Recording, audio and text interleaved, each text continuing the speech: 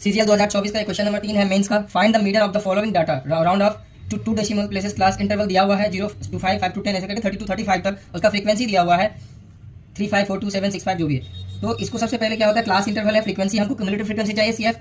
अब 0 to 5 सारा data लिख लिया। क्यूमुलेटिव फ्रीक्वेंसी होता है कि 3 के सामने 3 लिखेंगे, नेक्स्ट वाला में ये जोड़ के लिखेंगे, 3 + 5 8 हो जाएगा, 8 + 4 12 हो जाएगा, 12 + 2 14 हो जाएगा, ऐसे करके लिखें तो 32 आया।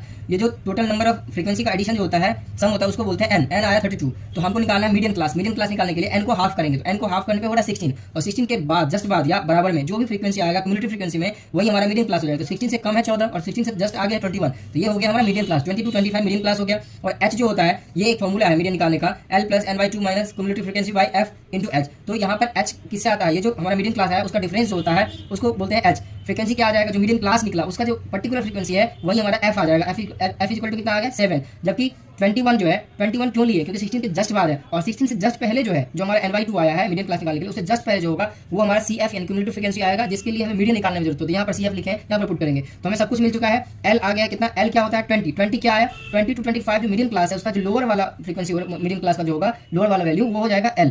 तो L का वैल्यू पुट कर दिया 20 + n/2 हो जाएगा 16 माइनस क्यूमुलेटिव फ्रीक्वेंसी क्या होगा, जो 16 आया उससे जस्ट पहले वाला क्यूमुलेटिव फ्रीक्वेंसी जो होगा वो CF का लाएगा। तो यहाँ पर हो जाएगा 14/7। 7 क्या है, F है, फ्रीक्वेंसी क्या है, जो मीडियम क्लास है उसका फ्रीक्वेंसी F हो गया इंटू H। H मतलब मीडियम क्लास का जो डिफरेंस है 20 to 25 में वो हो गया H। तो यहाँ से जब वैल्यू निकालेंगे तो 21.43 हो गया। That's it.